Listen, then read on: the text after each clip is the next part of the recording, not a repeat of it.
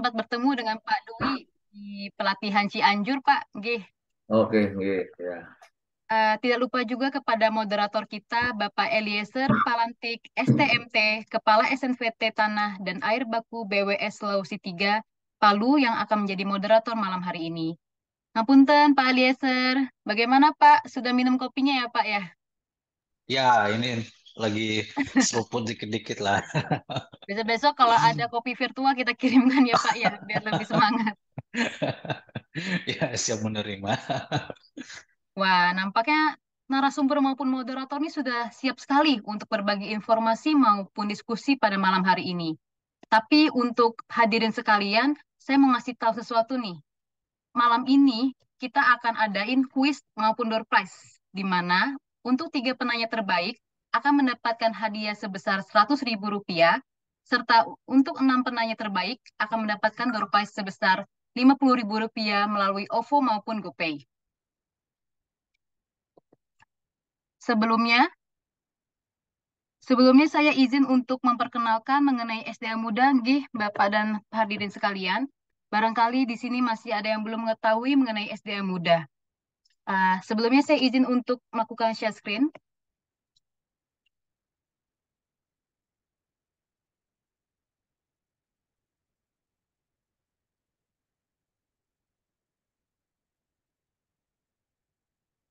Sudah terlihat? Apakah sudah terlihat layarnya? Sudah terlihat ya. Baik. Bagi teman-teman yang belum mengenal SDA Muda, maka ini adalah momen yang tepat untuk teman-teman mengetahui SDA Muda. Tak kenal maka tak sayangi. Jadi sebenarnya apa sih SDA Muda itu? SDA Muda adalah wadah bagi aparatur muda sumber daya air untuk berkontribusi nyata dan bergerak di bidang sosial, pengembangan diri, dan iptek. Harapannya, kehadiran SDA Muda dapat menjembatani gap antar generasi, menjadi media serta transfer pengetahuan dan berbagai ilmu yang tentu menggunakan prinsip I-Proof. Berikut ini adalah tiga serangkai dari inisiator SDA Muda. Terdapat Mas Sigit Marwanto, Mas Stefan Theophilus, serta Mas Andi Muhammad WB. Lalu, apa saja kegiatan yang dilakukan oleh SDA Muda? Kegiatan yang dilakukan oleh SDA Muda antara lainnya adalah SDA Muda Berbagi, SDA Muda Berkurban, SDA Muda Berdialog, SDA Muda Mengajar, SDA Muda Peduli,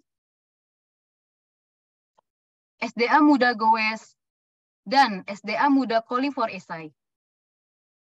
Jadi banyak sekali kegiatan yang telah dilakukan oleh SDA Muda yang harapannya dapat memberikan dampak untuk sekitarnya. Serta peran serta dari SDA Muda sendiri ialah untuk melibatkan aparatur muda dalam kegiatan strategis. Salah satu contohnya adalah SDA Muda dalam program Food Estate agar dapat mensukseskan program penyediaan pangan nasional. Kami juga memiliki akun sosial media di mana berisikan informasi yang terkini, informatif, serta inspiratif. Jadi bagi teman-teman maupun hadirin yang belum sempat memfollow maupun mensubscribe akun sosial media kami, segera di-follow agar tidak tertinggal informasi terkini.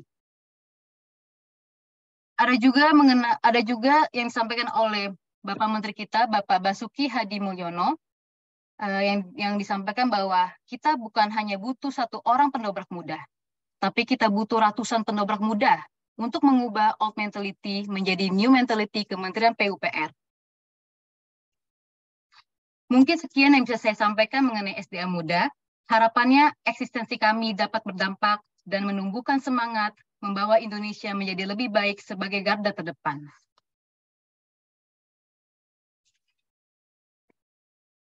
Selanjutnya, untuk langsung ke inti acara, saya akan membacakan profil dari moderator kita yang akan memandu kegiatan materi dan diskusi pada malam hari ini, yaitu Bapak Eliezer Palantik, STMT.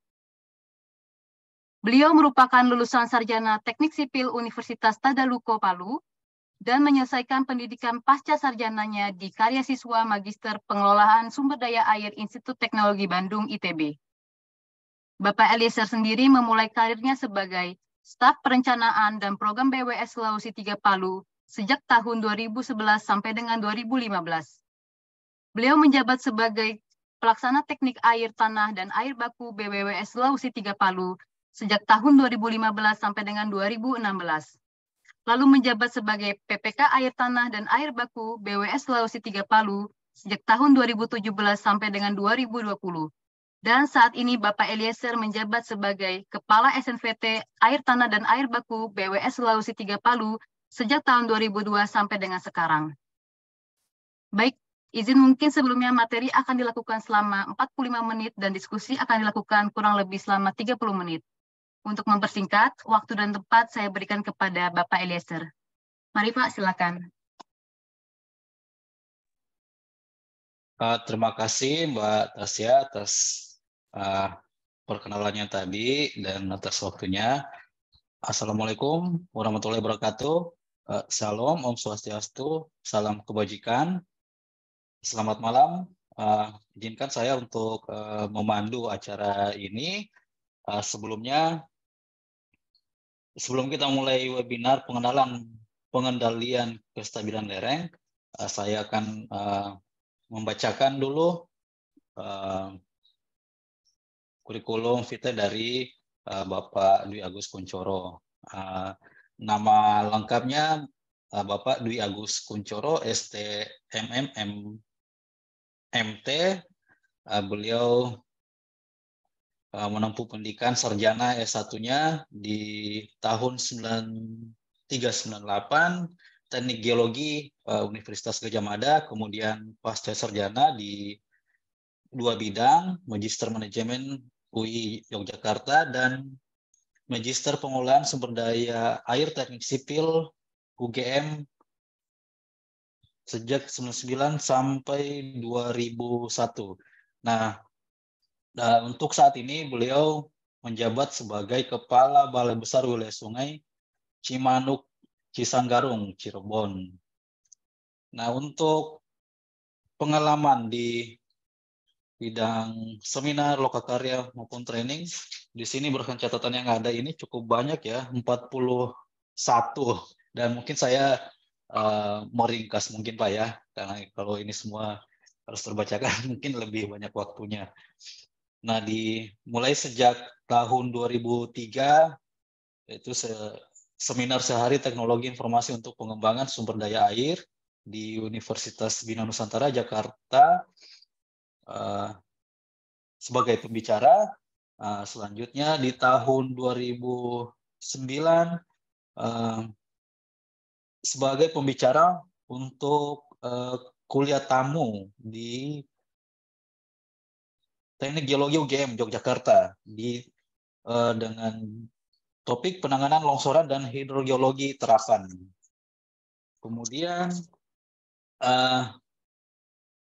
sebagai pemakala dan juara 1 di seminar yang Professional Forum INACID dengan topik pengembangan pengolahan sumber daya air yang berkelanjutan di tahun 2010 Juni. Selanjutnya di tahun berikutnya membawakan materi vulkanologi and Sabo Engineering di Jepang 18 Maret sampai 10 September 2004. Dan di tahun berikutnya lagi di 2017 makalah terbaik dalam pembicara 3 makalah seminar KNI BB di Padang, ini Bendungan ya. Dan di tahun 2017 juga, ini makalah terbaik juga di seminar Pit Hati Jayapura. Di tahun 2018, lagi-lagi menjadi makalah terbaik di seminar Nasional Geografi di UMS Solo 2018. Nah, untuk pengalaman kerja di dunia jasa konstruksi, sebelum PNS di tahun 98, sebagai tim leader penyelidikan geologi bendungan di Pulau Sumbawa. Dan sejak tahun 2002 sampai saat ini, jenjang karir pertama diawali sebagai PNS PUPR Staf Subdit Perencanaan Teknis Direktorat SDA Wilayah Timur, Ditjen SDA, dan selanjutnya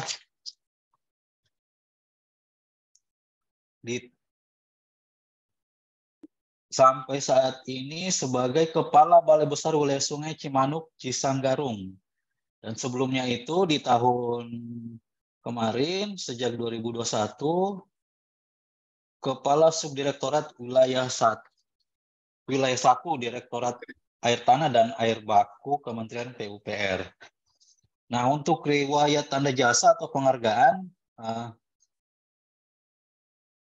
ini yang pertama, tanda jasa penghargaan pengabdian 10 tahun. Kemudian yang kedua, ini masuk dalam rekor nasional sebagai penggagas bersih-bersih sungai di 14 lokasi dengan 24 komunitas peduli sungai secara serentak 2017 Maret. Dan yang ketiga, lagi-lagi masuk dalam rekor nasional sebagai penggagas tanam mangrove yang melibatkan siswa SMP dan SMA.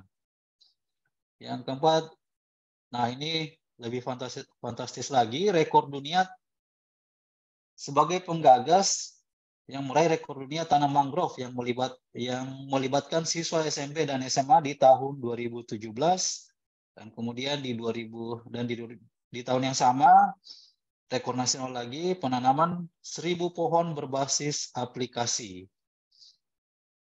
Dan selanjutnya di November 2017 rekor nasional sebagai penggagas yang meraih rekor nasional bersih-bersih saluran irigasi bersama 24 P3A secara serentak.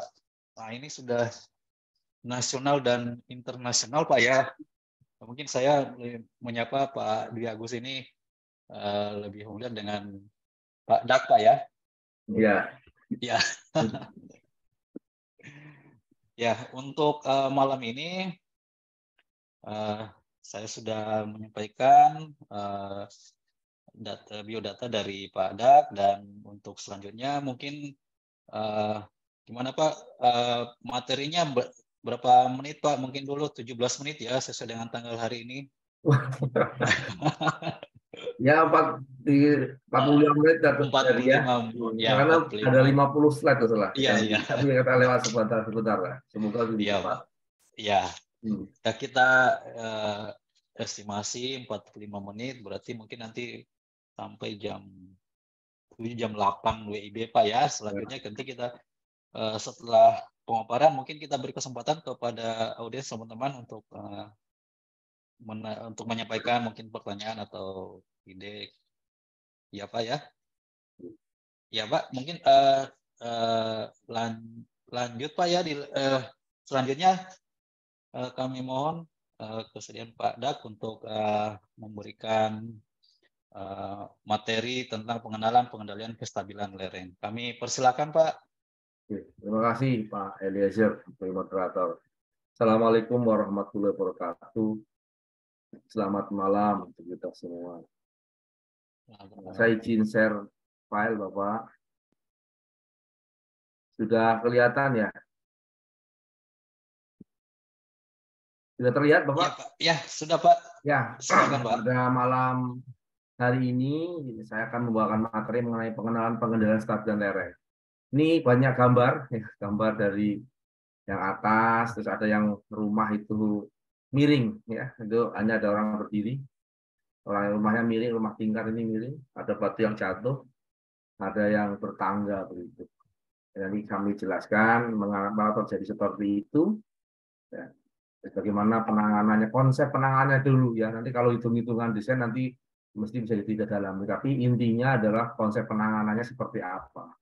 Itu yang harus menjadi penting sebagai seorang engineer. Ya, jadi konsep penanganannya untuk tipe seperti ini seperti apa, tipe seperti apa. Lalu nanti ditentukan dan hitungan. Jadi yang pertama mungkin nanti Tujuannya bagaimana memahami jenis-jenis longsor, mengerti penyebab terjadinya longsor, terus tanda-tanda terjadinya longsor, dan mengerti jenis penanganan longsoran lereng. Tanah longsor itu menurut Prudence 1991 itu pergerakan suatu massa batuan atau rombakan batuan, nanti batuan itu sudah terjadi perombakan ya, atau maupun tanah atau massa tanah yang menuruni lereng. Ya, intinya itu. Bisa batuan, bisa hasil rombakan batuan, bisa tanah atau massa tanah. Ya, gitu. Nah, itu dari materialnya. Terus dari mekanismenya ada yang jatuhan, robohan, luncuran, aliran, dan ada yang kompleks. Kompleks itu satu kombinasi. Tidak cuma luncuran, jadi dengan mungkin aliran. Ya, kompleks itu artinya itu. Nah, teman-teman, ya, ini kejadian longsor ya yang direkam per bulan. Jadi kalau dilihat seperti ini ya, di musim penghujan itu kejadiannya lebih tinggi, ya, meningkat. Di musim kemarau, masuk musim kemarau menurun. Jadi artinya di negeri kita ini ya, ini data dari dalam negeri, dari negeri Indonesia. Jadi pemicu longsor itu juga karena curah hujan, kandungan air yang hujan yang meresap ke dalam tanah, ya, gitu. Itu yang sering terjadi rekaman itu. Kalau musim kemarau longsor kenapa? Biasanya itu di daerah tambang ya, biasanya di daerah tambang. Gitu. Nah ini klasifikasi gerakan massa ya, tadi massa batuan gitu ya. Massa batuan, jadi ada yang fall, ada yang flow, ada yang jatuh, ada yang mengalir. Ya. Nah yang mengalir ini nanti kalau ini beririsan sebetulnya tanah longsor itu dengan jenisnya terjadinya debris flow atau marco itu beririsan, terutama di flow ini. Buktinya beririsan, artinya ada kategori debris ya, begitu. Jadi kalau banjir bandang itu banjir debris flow itu salah satunya penyebabnya karena ada flow yang kolom yang debris ini ya, seperti itu. Jadi ada batuan, debris, ada yang soil.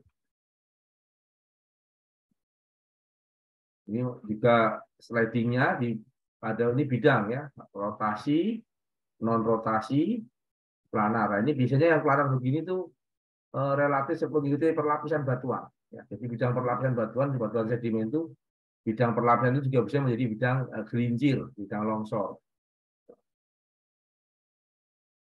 Nah ini contoh kenapa kan longsor pasti dia ada retak-retakan ini, fracture. Ini akan terbentuk lagi bidang longsor. Ya. Jadi cenderungnya ke arah naik lereng ini retak-retak begitu, kayak tangga. Ini kalau bisa orang lebih punya mahkota longsor di sini retak ya. Jadi ini proses terjadinya gerakan massa ya, faktor pengontrolnya itu ya, penyebabnya tanah longsor itu geomorfologi itu terutama lereng-lerengan. Makin lerengnya curam ya dengan asumsi yang lainnya sama begitu ya, itu makin mempunyai potensi untuk longsor. Terus litologi batuan atau tanah ya. Batuan yang kemiringan lapisan batuannya searah dengan lereng, kemiringan lereng itu relatif rentan untuk longsor karena bidang perlapisan batuan itu menjadi bidang gelincir. Begitu kebalikan, kalau lapisan batuannya berlawanan dengan kemiringan lereng itu malah lebih stabil. Ya, ini saya lihatkan gambarnya. Struktur geologi batuan yang relatif mengalami retakan atau kekar yang intensif itu bisa sangat mungkin tipe longsorannya adalah jatuhan, ya begitu. Atau di daerah yang merupakan daerah garis patahan, itu kan daerah lemah, yaitu juga relatif mudah longsor. Terus hidrologi lereng itu kaitannya dengan drainase sebetulnya, drainase alamiahnya seperti apa? Ya apakah tadi kan di slide sebelumnya tanah longsor juga kejadian di musim hujan. Jadi bagaimana di daerah lereng itu drainasenya baik ya. Kalau malah tidak baik artinya ada genangan atau ada resapan yang melebihi kandungan tanah, kandungan pori-pori batuan tanah itu juga menimbulkan ketidakstabilan. Terus tata guna lahan ini kaitannya dengan perubahan yang ada di lereng tadi, ya, perubahan yang menguntungkan atau yang tidak menguntungkan. Ya. Karena kalau lereng itu ada pembebanan dengan karena misalnya ada bangunan atau infrastruktur lainnya, itu juga membuat lereng tidak stabil. Jadi faktor penunjang itu. Nah, selalu secara engineering itu faktor kondisi kita adalah kalau faktor keamanannya satu, ya. Nanti kita lihat seperti apa faktor keamanannya, konsepnya seperti apa. Nah ini teman-teman ya. Jadi betulnya itu yang namanya faktor sama dengan satu itu ya kuat geser yang menahan dengan tegangan geser yang menggerakkan itu ya satu gitu ya. Nah ini ada untuk kuat geser tanah ada kohesi, ya, ada sudut geser pada batuan. Ya. Ini nanti sangat berpengaruh. Ada batuan yang kohesi dengan sudut gesernya ini relatif tetap pada waktu terkena air hujan. Tapi ada batuan ya pada waktu kemarau kohesinya dan sudut geser dalamnya ini menurun jauh akibat terkena air hujan. Nah itu nanti kita jelaskan ada beberapa perbedaan. Itu biasanya batuan plastis ya, batuan plastis yang menimbulkan ekspansif ya, akhirnya berperilaku ekspansif. Ya. Konsep ini untuk satu jenis batuan ya, satu jenis batuan. Jadi konsep seperti ini tuh untuk satu jenis batuan gesernya. Nanti ada yang batuan berlapis-lapis itu tentunya berbeda. Ini pengaruh kanal lereng ya, kanal lereng relatif tegak lurus. Nah kalau ini karena proses alam lainnya ya, seperti erosi, ya, misalnya di laut gitu ya, tebing laut gitu ya, atau yang di sungai juga bisa. Terus karena pelapukan, ya, proses filtering, ini juga menyebabkan jatuhan batuan, lereng tidak stabil. Nah ini contoh, Andi lihat ya, pada batuan sandstone di bawahnya ada batuan lempung ya, bidang batuan lempung, ada limestone. Ini terjadi longsor di mana kontak batuan ini. Ini lerengnya ke sini ya. Batuan lapisan batuan juga sama, ini searah. Jadi ini kontak batuan ini perbedaan perlapisan batuan ini bidangnya ini menjadi bidang gelincir. Jadi kalau menemukan seperti ini tentunya lereng ini relatif rentan terhadap terjadinya longsor. Nah ini biasanya kalau ini longsor sungai jadi danau buatan, jadi bendungan alam, terus ini jebol, nanti jadi debris flow, ya, banjir bandang. Ya, ini kalau di dalam literatur salah satunya banjir bandang tipe 2. Ini karena pengaruh tebal, tanahnya tebal sekali ini, tapi tidak padat tanahnya, tidak keras, belum keras ya. Jadi akibat hujan. Nah, teman-teman ya, makin dia lebat, otomatis kalau hujan makin jatuh ke sini, makin banyak yang meresap. Itu juga kondisi tidak menguntungkan juga sebetulnya. Karena apa? Pada waktu hujan banyak meresap, lapisan atas ini mengandung kadar air yang tinggi sehingga bisa longsor. Jadi artinya tidak ada di alam ini yang kekal ya. Tidak berarti hutan yang lebat sekali itu aman. Kami dulu dilihat dulu juga ketebalan tanahnya ya, terus kemiringan lerengnya ya. Karena semakin lebat hutan, berarti kalau hujan jatuh makin banyak air yang diresapkan. Dan itu juga akan menimbulkan kestabilan lereng. Jadi tidak ada yang kekal di dunia ini. Jadi gundul juga nggak bagus karena akan menimbulkan sheet erosion, erosi permukaan. Terlalu lebat juga nggak bagus. Inilah yang harusnya ke depan dilakukan studi oleh teman-teman kehutanan bahwa dengan kondisi geologi properties yang seperti ini, seperti apa begitu, kelerengannya seperti apa, curah hujan seperti apa, kerapatan tanaman itu harus dijaga. Artinya per meter persegi harus sekian kerapatannya gitu, untuk tidak menimbulkan longsoran lereng dan juga tidak tahu-tahu jarang tidak menimbulkan sheet erosion. Ya, ini saya ingatkan dari logika kita berpikir, ya, hutan makin lebat pun belum tentu baik, ya, untuk kondisi-kondisi tertentu.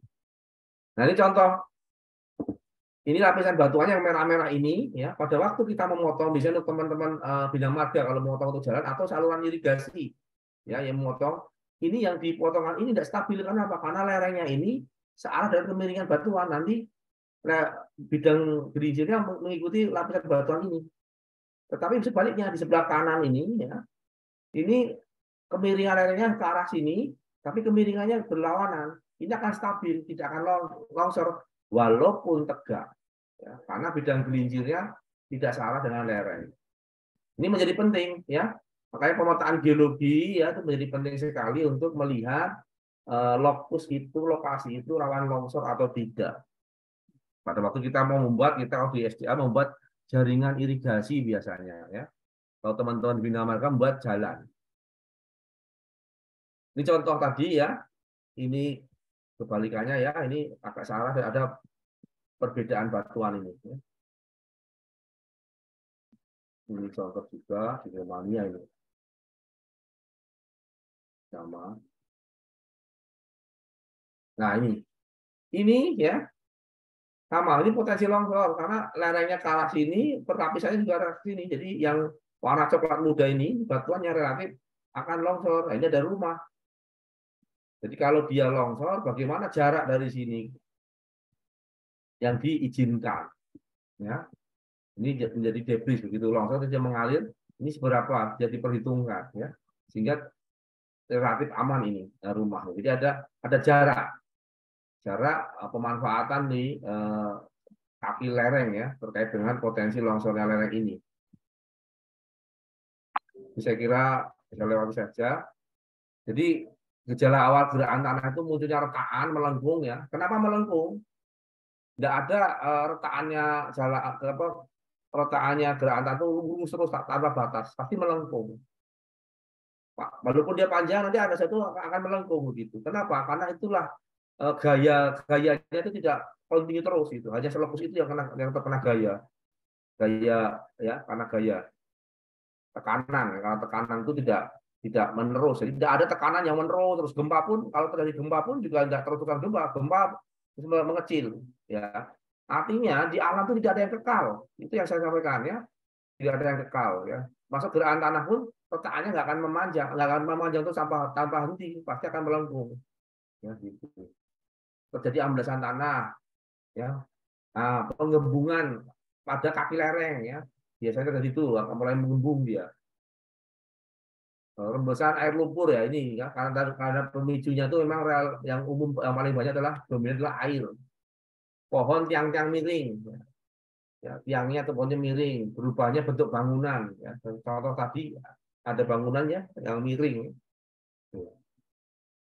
Ini ke peta kerentanan longsor di Indonesia. Ini skalanya terlalu besar, ya. Jadi tapi ini bisa untuk acuan. Ini juga sama.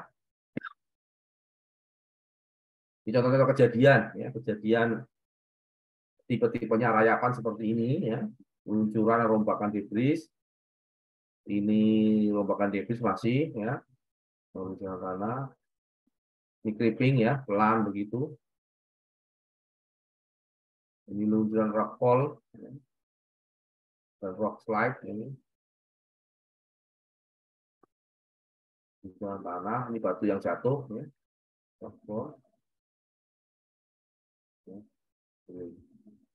Nah, terus ini contoh tanah, ya, lempung yang ekspansif. Ekspansif itu perilaku, sifat yang namanya elastis, plastisitas tinggi, ya, itu plastisitas tinggi, itu sifat.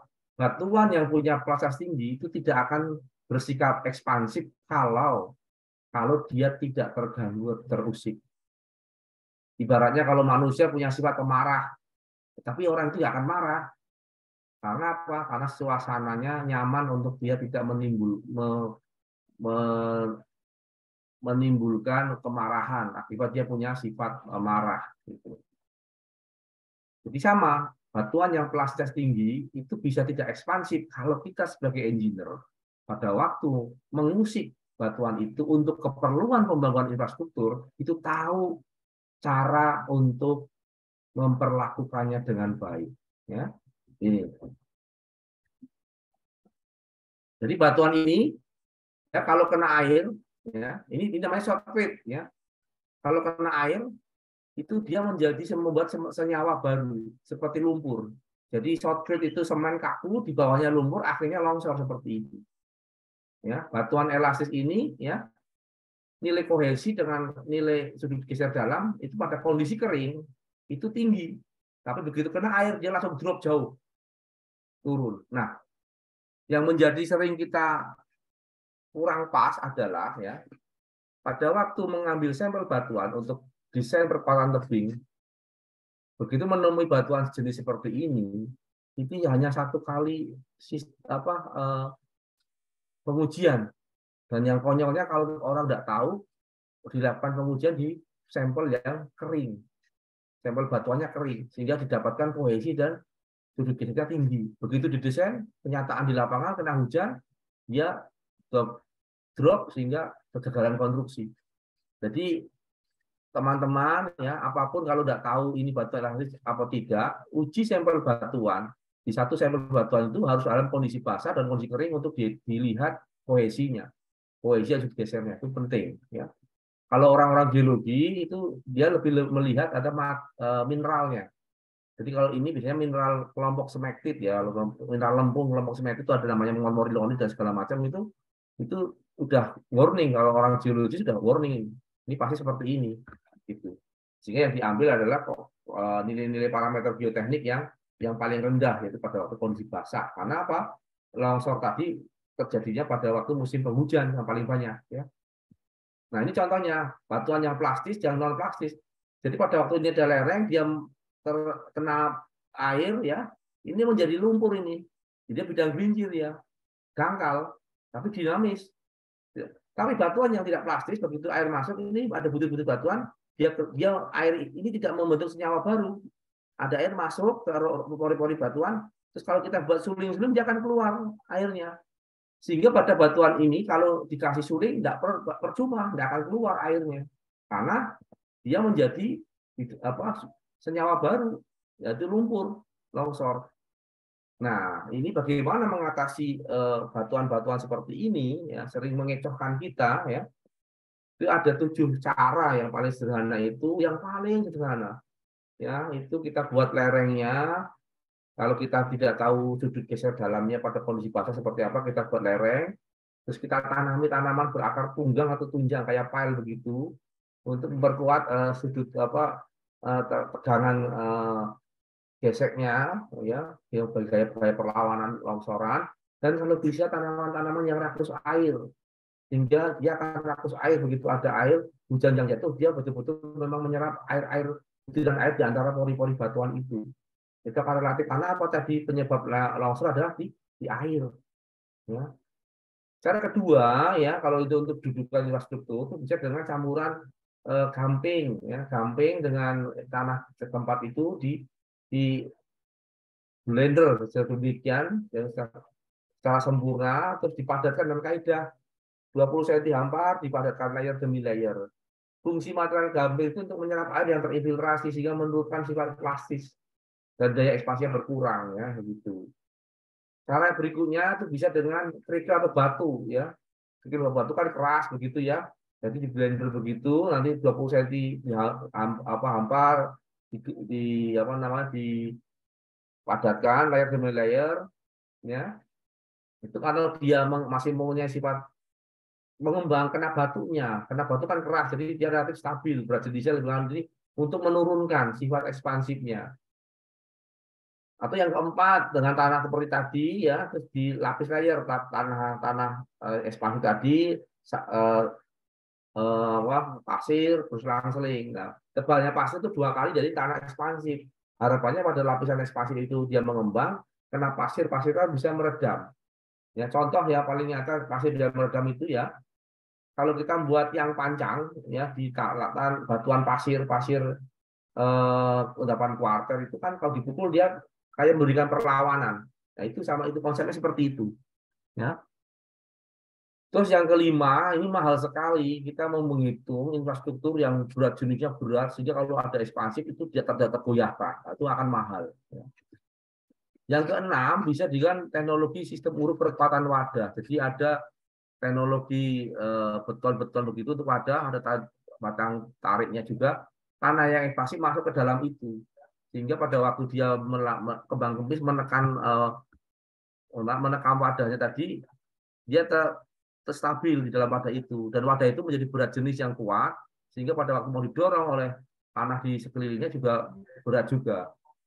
Ini salah satu nomor 6 akan lebih murah, tapi misalnya masih ada beton. Paling mahal ada nomor 5. Salah yang terakhir itu bisa mahal sekali, jadi diganti tanahnya. Diambil dikasih tanahnya begitu. Ini juga cukup mahal, apalagi kalau tanah yang terpilih itu jauh jaraknya. Dan ini cara-cara yang bisa untuk menjinakkan batuan ekspansif tadi. Tinggal dipilih secara ekonomis dan langsung efektivitas penanganan jangka panjang menengah yang seperti apa yang untuk dipilih. Nah, ini salah satu yang kami rumuskan pada waktu bekerja di BPWS Bengawan Solo untuk menentukan tanaman-tanaman konservasi tebing sungai. Itu ada 4 langkah. Yang pertama, untuk penanganan longsoran tidak direkomendasikan tanaman berakar serabut, tetapi akar berakaran tunjang atau tunggang tadi karena untuk meningkatkan gaya gesek ya seperti pile akarnya lurus ke bawah. Terus lokasi itu dicek, itu di lokasi berapa. Cari tanaman yang bisa hidup di lokasi itu, tapi berakar tunggang atau tunjang. Ya. Langkah ketiga, lihat jenis tanahnya. Jadi kalau kita lihat tanah itu, ada 2 kelompok besar ya. Apakah cenderung ke pasir atau cenderung ke lempung gitu. Nah kalau cenderung ke lempung, itu nanti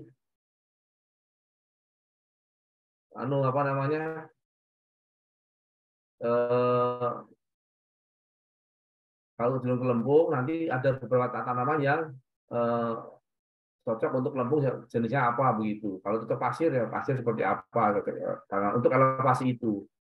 Nah, langkah keempat ini adalah bagaimana kita menentukan tanaman itu kalau dipanen tidak membunuh gitu. Mohon maaf sebentar saya ada keperluan, break sebentar dulu ya. Baik Pak, kami menunggu Pak.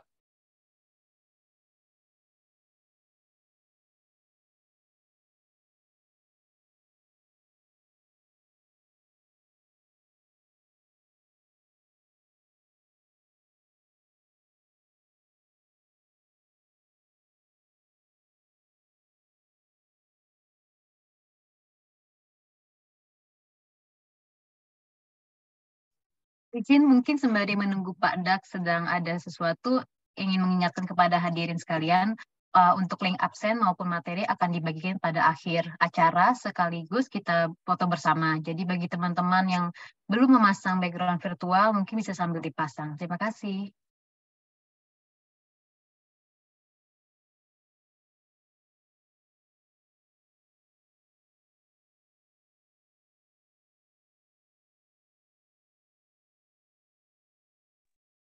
Jangan lupa juga buat para partisipan untuk menyiapkan pertanyaan-pertanyaannya karena nanti akan ada hadiah dari SDA Muda di mana 3 pertanyaan terbaik akan mendapatkan Rp100.000 dan 6 pertanyaan terbaik akan mendapatkan Rp50.000. Nanti mohon dibantu ya Pak Eliezer untuk dipilih siapa pemenangnya Pak ya. Siap. Siap. Terima kasih Bapak. Mari. Nah, mungkin sambil menunggu bisa ini Bu Mbak menanggapi di chat ya. Ini adakah grup WA-nya? Ya, izin Bapak. Untuk sejauh ini grup SDA Muda masih internal, Pak. Mungkin kalau besok-besok ada jadi komunitas yang umum juga bisa ikut di luar ASN PUPR, kita bisa bagi-bagi ya, Pak ya, biar lebih masif, lebih gerakan di SDA-nya ya, Pak ya.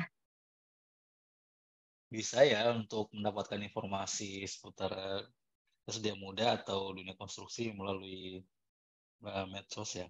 Iya, Pak, di akun Bisa sosial media kami. Instagram ya, atau Betul, bisa Pak. dibagikan di chatnya. Di chat ini Instagramnya. Oh iya, Pak, baik. Untuk teman-teman semua bisa memfollow Instagram kami dan YouTube kami SDA Muda. Nanti untuk mempermudah akan kami share Pak di chat. Jadi teman-teman yang belum follow, follow ya. Jadi kan gak kehilangan informasi nih mengenai lereng, terus tahu-tahu dapat door prize. Apalagi mungkin habis Valentine kemarin ya. Jadi uangnya habis buat beli coklat, buat pacarnya, buat orang-orang tersayang, bisa balik modal. Nggak balik modal hanya door prize, tapi juga ilmu. Gitu ya Pak Eliezer ya?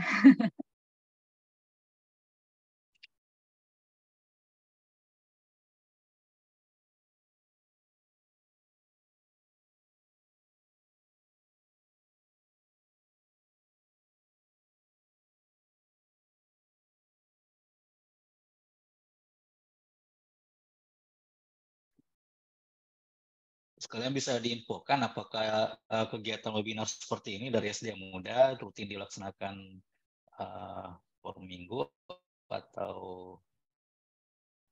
per bulan atau ada waktu-waktu tertentu Mbak ya untuk pelaksanaan webinar tentang dunia konstruksi dari SDA Muda? Iya Bapak, izin untuk kegiatannya sendiri diusahakan, kami mengusahakan untuk setiap bulan diadakan ya Pak. Namun kan terkadang ada beberapa agenda kalau memang tidak bisa dilaksanakan mungkin ditunda dulu seperti itu Pak. Tapi untuk selebihnya buat teman-teman yang ingin mengetahui informasi mengenai SDA Muda Berdialog bisa didapatkan informasi melalui media sosial kami Pak. Jadi sebenarnya sekarang kuncinya kita bermedsos sih Pak ya.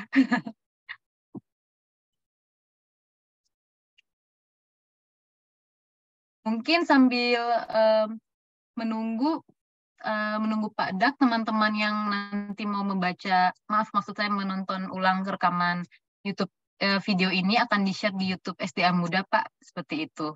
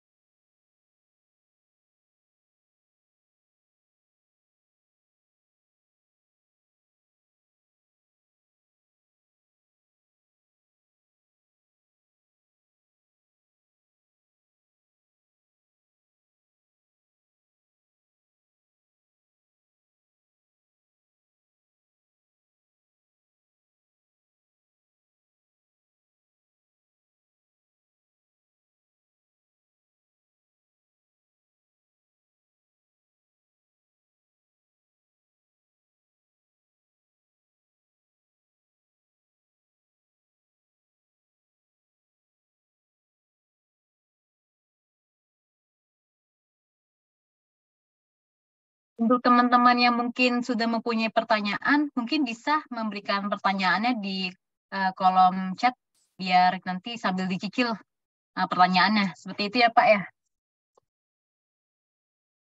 Ya, untuk yang ingin mengajukan pertanyaan, jangan sampai nanti lupa, silakan di chat.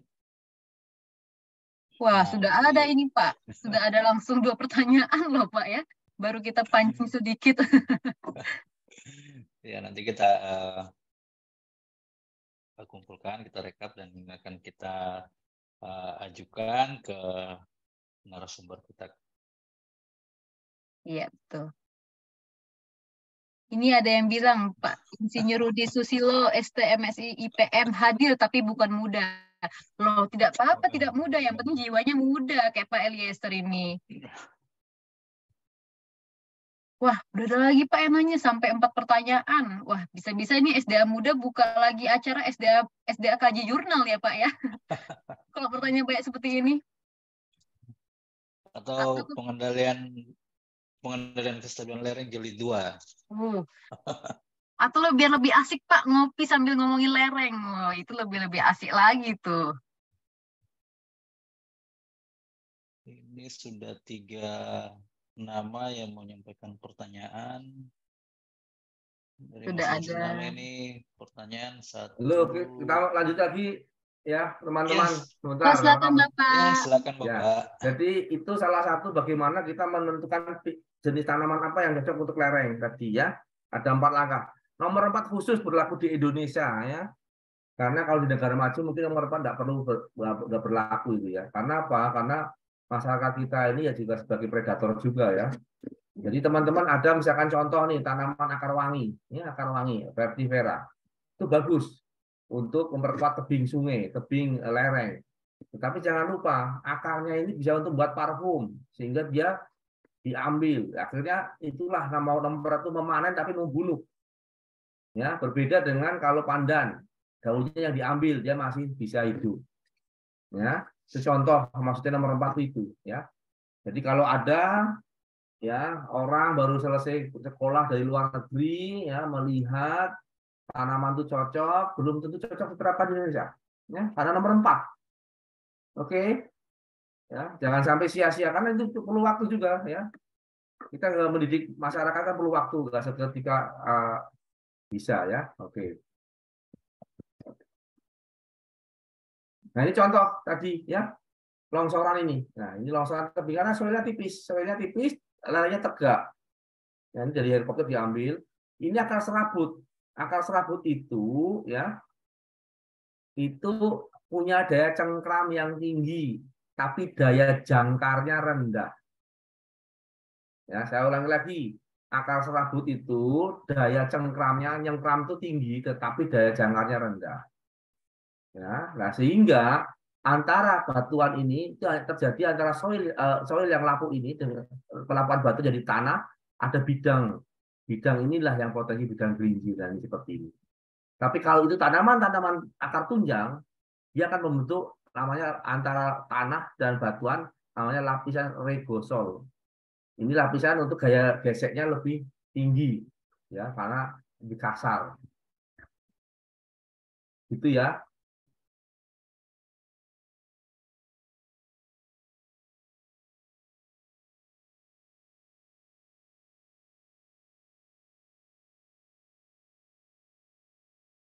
Nah, jadi kalau kita bicara konservasi untuk longsor, tanaman serabut berakar serabut kurang efektif sehingga harus tunggang atau tunjang.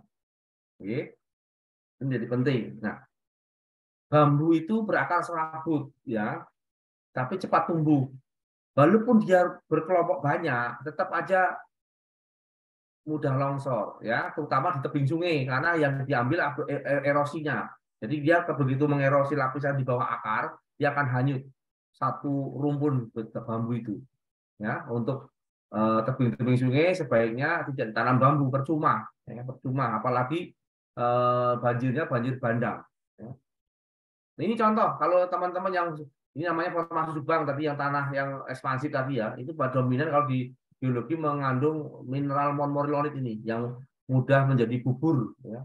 Ini contoh yang di Subang jalan tol Cipali ya dari Cikampek sampai Cirebon yang di lokasi Subang ya dekat Subang itu di masuk ke wilayah Subang dilihat ini longsor ini di shotcrete longsor juga ini shotcrete ini longsor percuma di shotcrete ya ditanami aja dibuat ditanami dalam akar-akar tunjang tapi yang seratus air lebih murah ya teman-teman perbandingan kira-kira ya kalau dengan lapisan shotcrete itu biayanya kurang lebih 1 juta per meter persegi. Tapi kalau dengan tanaman itu, kalau kita menanam dengan tanaman kaliandra begitu, itu per meter persegi hanya 25.000 ya luasan itu ya itu akan efektif. Jadi mahal tidak mesti kuat. Nah, ini contoh ya, ini contoh formasi ya, jalan tol formasi tidak ada pandan laut ya. Pandan laut ini bisa hidup di darat juga ya. Ini tanaman yang punya daya tahan yang kuat ini. Ini punya akar napas ini ya. Jadi kalau ini ditimbun tanah, dia akan naik lagi. Ya, gitu. Nah, pada uji penyelidikan tanah ini mestinya tahap pertama kalau saya adalah uji mineralogi dulu. Apakah dia mengandung mineral lempung yang berpotensi pasir atau tidak. Kalau itu ada, baru diuji parameter batuan, geotekniknya dengan kohesi dan geser dan lain-lainnya. tapi pada kondisi basah. Tidak boleh pada posisi kering untuk mendapatkan kohesi dan sudut geser yang kondisi dalam yang aktual karena pada waktu musim hujan tadi. Sehingga teman-teman sipil pada waktu mendesain itu sudah tahu nilai kohesinya akan sekian, sudut geseran sekian, sehingga apa yang akan dilakukan. Yang sering terkecoh, ya, nomor 1 tidak dilakukan dan bahkan nggak pernah dilakukan. Langsung nomor 2 dan sampel di laboratorium itu pada kondisi kering, sehingga nilai kohesi dan sudut geser dalamnya tinggi, yang tidak mencerminkan kondisi lapangan pada waktu musim hujan. Sehingga teman-teman sipil, desainernya sipil itu mendesain dengan konstruksi kohesi dan sudut geser yang pada sampel kondisi kering. Nah, pada waktu musim hujan sudah jadi longsor berdasarkan konstruksi. Itu yang terkecoh, ya. Nah, ini contoh tadi. Ini tanah rumahnya ada miring. Ini ada 57 rumah. Ini di lempung yang ekspansif bukan di permukaan tapi di dalam. Ya, di dalam, sehingga miring semua. Miringnya tidak teratur. Tidak teratur, ya. Nah, miringnya kenapa nih? Jadi yang lempung tadi, batuan lempung tadi itu miring ke dalam. Ini lerengnya kan ke sini, miring sini lerengnya. Lempungnya itu miring ke dalam. Nah, pada waktu hujan meresap, ada air tanah, tidak bisa keluar karena lapisan lempung kan kedap dan dia miring ke dalam. Dan di sini karena basah dia jadi lumpur sehingga ekspansif. Nah, rumah yang di atasnya pada miring, tidak teratur. Anda bayangkan tebal breksinya itu kurang lebih 20-an meter, itu aja masih goyang karena di bawahnya lempung tadi yang bergerak. Nah, solusinya adalah airnya dikeluarkan. Nah, ini setelah dicek ya ini kandungan moleknya banyak nih, yang merah-merah ini yang tadi yang akan membuat senyawa baru menjadi lumpur, ya ini. Nah, satu-satu jalan dibuat subdrain yang horizontal sehingga air tanahnya itu keluar ke dalam sungai. Jadi menambah di sebelah sungai, tapi tidak bergerak lempungnya tadi, ya. Ini contoh ya, faktor untuk menekan produksi sedimen, satu yang paling mudah hanya. Oh tadi kan penyebabnya, sekarang kita bagaimana penanganannya, ya. Dengan teras ring yang paling murah sekali dengan teras ring, ya, yang paling murah sekali. Ini yang nggak mahal, ya. Ini ada untuk bidang gelijinya dalam, lerengnya tinggi terjal. Ya, tetapi kembali semua akan kembali ke alam, ya. Tidak boleh kita hanya beton semua, ya. Sekarang harus dikembangkan beton dan tanaman. Kenapa? Tanaman juga itu memperkuat lerengnya. Kalau kita hanya beton tidak ada tanaman, ya, lerengnya kuat. Beton kalau ada sinar matahari memantulkan suhu kita jadi panas. Kalau tanaman dibantu untuk perkuatan tebing sehingga tanaman tumbuh, tanaman itu mengeluarkan oksigen. Oksigen yang menghidup siapa? Manusia. Ya. Tolong teman-teman teknik sipil, ya, sekarang harus sudah berubah, ya. Berubah dengan apa? Dengan teknologi beton yang Anda pelajari dengan tanaman dikombinasikan, ya. Ini contoh juga, ya. Ini lebih pendek. Nah, ini tadi kalau tadi bertulang, ini betulnya nggak bertulang, ya, untuk memperkuat lapisan atas, tapi ini tuh proteksinya ini agak besar. Itu proteksi juga menahan longsoran ini di kakinya diperkuat. Ini apa? Ini kalau batu tadi yang jatuh ke sini, jadi ini buat miring beton, ada batu jatuh dia nggak menjatuhi jalan. Tadi kan ada contoh batu jatuh kan sama jalan ini. Yang potensi lorong ada boulder dibuat seperti ini. Ini ada dia di Jepang ini, ya. Ini juga ya, kalau yang seperti di-cut, ya, dengan ranjang. Ini ada shortcut juga. Ini bagi tekstil, ini juga yang ya. Oke.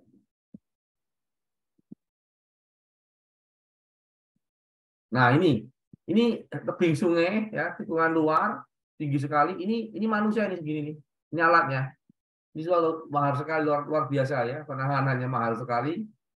Ya, karena diharapkan dibaca kalau di sini akan longsor sebesar ini, ya. Gitu. Ini alat untuk memasang pile-pilenya itu. Nah, ini gripin yang besar. Jadi sumur ini dikasih lubang-lubang horizontal keluar dia. Ya, ini besar sekali, ini kelihatan sudah turun, ya. Jadi sumur, terus ada nanti drain-drainnya ini yang lereng dikeluarkan airnya, dijadikan satu, keuntungannya dua, lereng yang besar tadi tidak longsor, tapi airnya sudah terkumpul. Nah ini yang kondisi khusus. Ya, inilah kebesaran Allah. Allah sang pencipta alam semesta ini. Kita manusia adalah makhluk ciptaannya. Ya, alam ini ya tidak mungkin longsoran ini ditahan. Karena apa? Ini namanya di zona alterasi ya. Jadi ada magma di bawah, ada air sehingga ada air panas. Jadi kalau tanah normal itu lapuannya dari atas ke bawah. Tapi kalau ini kebalik. Ya, kebalikan lapisan lunaknya dari bawah. Dari bawah dan itu bidang geringgirnya dari bawah, bukan dari atas. Kalau tadi dari atas. Ini di Jepang menahan seperti ini. Saya bilang waktu itu ya percuma Anda nahan longsor.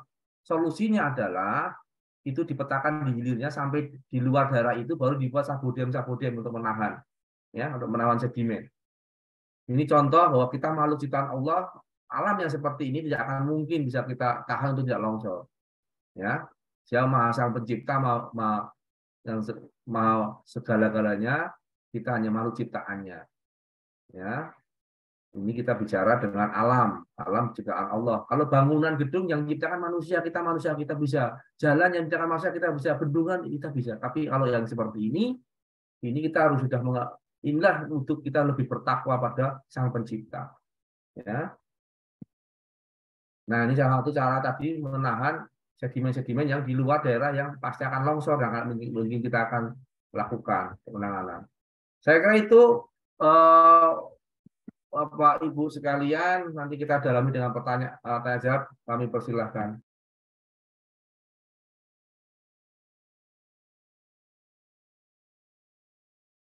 Baik Pak, ya ini pukul 9 WITA tepat waktu Pak ya, 45 menit.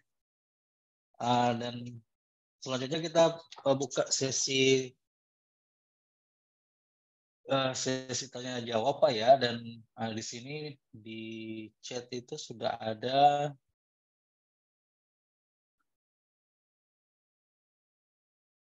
sekitar 7 pertanyaan.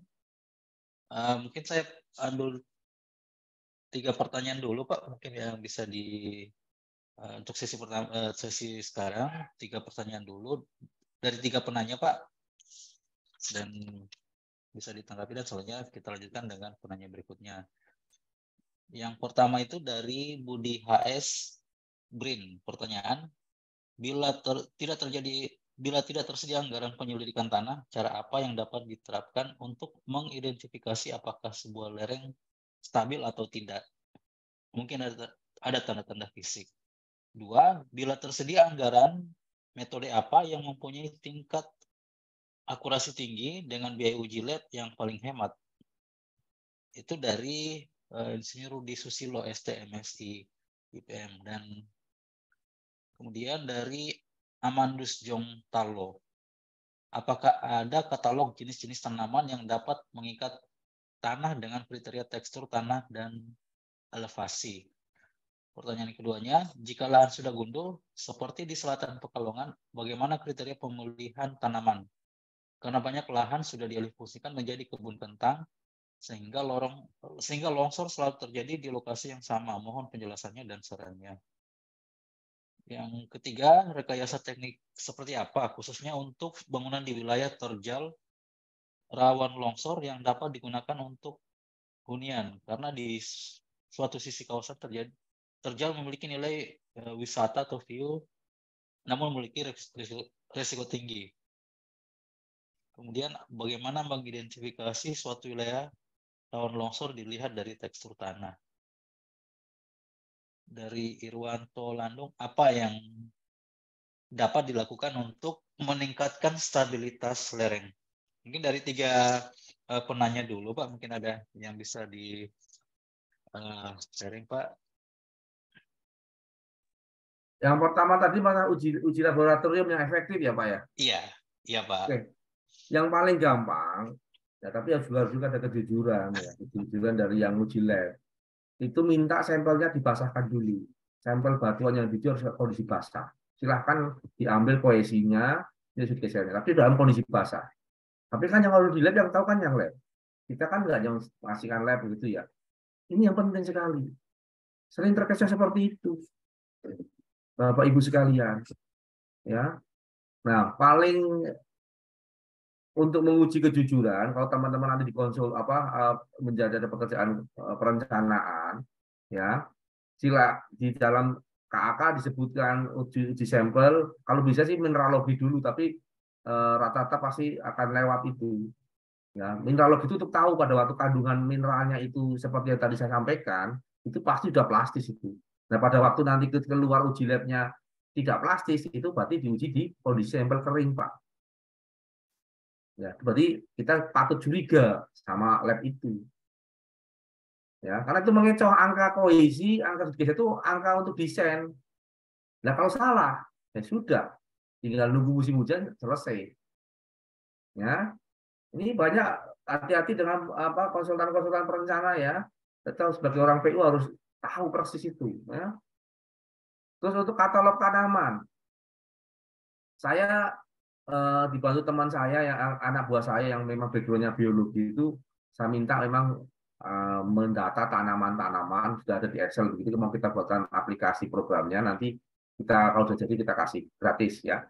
Jadi tanaman tapi khusus berakar tunggang yang tunjang. Saya tidak melirik ke serabut karena konsen saya untuk perempatan tebing sungai, lereng itu seperti itu, sehingga ya ada yang terserabut tapi lebih baik saya hold dulu karena jangan sampai menjebak. Karena tadi kalau akar serabut itu hanya punya daya cengkramnya rendah. Tapi kalau akar tunjang, daya cengkramnya rendah, tapi daya jangkarnya kuat. Kapal itu bertumbuh di air, zat cair, tapi dia tidak tergoyangkan. Karena apa? Karena ada jangkar. Konsepnya seperti itu. Sehingga pada kita bicara tanaman konservasi, ya sudah akar tunggang. Ya. Nah itu nanti ada pilihannya, elevasinya, jenis tanahnya gitu. Lanjut untuk lahan gundul karena ditanami kentang ya. Terus kentang itu kalau green itu kan ya tidak model contouring tanamnya ya kayak payung ya. Nah itu saran saya lahan kentang lerengnya itu sebelum sampai ke sungai itu sepadannya itu ditanami tanaman padan laut atau tanaman lain yang bertipe akar napas. Akar napas itu pertumbuhan akarnya itu naik ke atas dan turun ke bawah. Jadi kayak akarnya nongol gitu. Karena akarnya tuh butuh udara untuk ambil napas. Nah, pada waktu pola tanamnya kentang itu seperti payung begitu, di sepadannya dikelilingi oleh tanaman padan laut atau tanaman yang berjenis akar napas, itu nanti sedimen itu akan menimbun akar napasnya tanaman itu dan dia akan naik lagi sebelum masuk ke palung sungai, dia akan tertahan di situ. Itu salah satu yang murah meriah ya gitu. Karena tadi saya sudah membuktikan ya perempatan tebing dengan short fade dan dengan tanaman itu selisihnya 1 juta per meter persegi ya, angka yang cukup signifikan itu. Sudah pakai short fade gagal lagi. Nah, itu repot kan. Itu rekomendasi tebing terjal. Yang pertama kita lihat dulu tebing terjalnya perlapisan batuannya seperti apa. Kalau dia masuk ke dalam ya tidak perlu, santai saja, tenang aja, kita nggak akan longsor itu. Tapi kalau yang dia searah dengan lereng, nah ini yang kita waspada. Ini. Nah, itu terus kalau tidak ada perlapisan batuan tapi tanahnya lapunya tebal, nah itu tinggal kemungkinan tipenya apa longsorannya ya. Tapi kembali ya, setiap penanganan longsoran lereng itu yang menjadi kita harus waspadai adalah harus dikombinasi dengan tanaman dan tanaman yang rakus air dan berakar tunggang. Itu yang saya pesan. Walaupun Anda boleh dengan beton ini, beton itu harus dikombinasikan. Ya, karena itu akan menyesuaikan tanaman tadi, juga akan menyesuaikan alamnya. Kalau dia di rakus air, dia menstabilkan airnya, mengurangi daya longsornya. Itu salah satu juga menjawab yang tadi meningkatkan stabilan lereng. Jadi kalau kita membuat tanaman dengan tanaman juga, itu makin lama tanaman berkembang akarnya, itu makin stabilnya meningkat. Tapi kalau beton ya segitu aja statis. Kan itu ada hitungannya. Nah itu. Tapi kalau ada beton, ada tanaman, nah itu tanaman itu akan meningkatkan stabilitas dari asal tanaman itu tumbuh. Dan tadi konsepnya yang nomor 4 ya. Ingat yang nomor 4 kita hidup di Indonesia. Nomor 4, kalau dia bernilai ekonomis, dipanennya tidak dibunuh. Ya, ini yang salah kaprah ya. Kan banyak yang mengampanyekan vertifera, tapi kan akar wangi, tapi ya kondisinya seperti itu. Ya, kalau saya tidak cocok karena kategori keempatnya itu langkah keempat itu tidak sesuai untuk negara kita. Ya, karena kejadian kami pengalaman di Garut itu ya seperti itu. Ya, sekarang itu Pak, makasih. Ya, baik Pak. Jadi untuk sampling terkait sampling yang dibutuhkan salah kejujuran Pak ya, kejujuran dari laboran Pak ya. Ya, tapi kalau kita mau nyoba kejujuran gini Pak. Contohnya begini. Ada sampling ya, kita masukkan batuan elastis misalkan. Masukkan untuk konsultan, dia lab, tes, baru di KAK kondisi basah gitu ya. Terus kita sendiri diam-diam masukkan ke uji mineral. Uji mineral. Nanti kalau keluarnya dia kondisi tinggi, mineralnya pada elastis, nah itu dia ini pasti tidak benar itu. Itu, iya caranya. Kita akan lihat kok nanti akan kita lihat ya. Betul ya, teman-teman hati-hati. Karena di situ kuncinya pada waktu angkanya yang dikeluarkan itu salah, Anda mau sepintar apapun, mau profesor apapun yang ya tetap aja salah. Karena apa? Angkanya nggak disesuaikan dengan lapangan. Gitu, Pak. Iya, iya, iya. Untuk menguji. Baik Pak, ini trik yang ini ya yang bagus Pak ya. Nah, selanjutnya Pak mungkin kita buka pertanyaan Pak secara live, mungkin yang ingin bertanya bisa raise hand untuk mengajukan pertanyaan Pak ya. Silakan.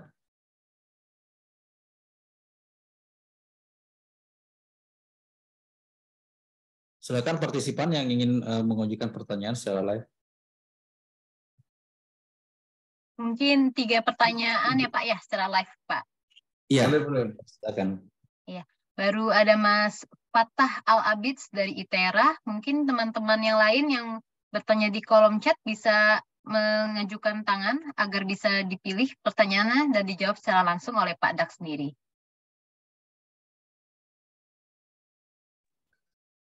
Sudah ada Kak Farania dan satu lagi, oke, sudah ada Kak Sofian Rehan. Mungkin bisa dilanjutkan Pak Eliezer.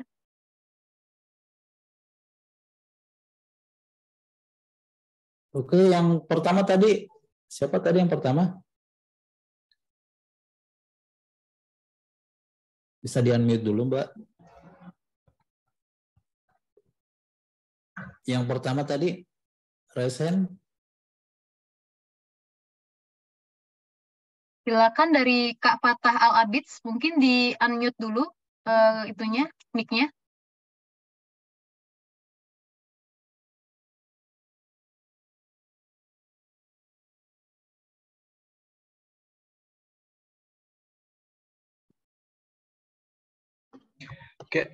Oke, Assalamualaikum warahmatullahi wabarakatuh. Selamat malam Bapak dan Ibu. Terima kasih atas kesempatannya untuk bertanya. Perkenalkan, saya Fatah Al-Abids dari Institut Teknologi Sumatera, Prodi Teknik Sipil. Izin bertanya, kondisi tanah yang ideal kalau kita ingin membangun sebuah bangunan di lereng bukit itu seperti apa ya Pak? Itu saja pertanyaan dari saya. Terima kasih Pak, Bu. Oke. Jadi sebetulnya lereng sendiri sebetulnya sudah tidak ideal untuk bangunan, tetapi ideal tidak aman kalau lereng tadi perlapisan batuannya masuk ke dalam, tidak searah dengan lereng. Itu juga nggak, itu aman, tidak akan longsor. Gitu Pak. Tapi kalau seandainya lapisannya keluar atau tidak ada lapisan karena pelapukan batuannya tebal dan harus di tepi lereng, nah ini berarti di kondisi yang nggak ideal perlu ada rekayasa teknik gitu ya. Tapi kita sadar itu nggak ideal, tapi kita harus bangun. Inilah gunanya ilmu teknik, merekayasa yang baik ya, bukan merekayasa yang nggak baik. Merekayasa itu bukan image-nya tuh seolah-olah jelek, padahal teknik itu perekayasa. Nah, itu yang baik untuk tidak longsor. Nah, tinggal Pak, pertama yang saya lihat dulu ya, kita parameter geotekniknya tadi yang kohesi dan hidrogesi dalam atau yang lain-lainnya itu, tapi dalam kondisi yang basah, untuk tahu bahwa dia punya sifat elastis atau tidak. Kalau tidak, baru kita bicara struktur sipil apa, tetapi yogianya juga dibarengi dengan dikombinasi dengan tanaman. Nah, tanaman tadi, ya, tanaman berakar tunjang, ya, dan rakus air, gitu. Itu ya, konsepnya seperti itu, konsep berpikirnya. Terima kasih.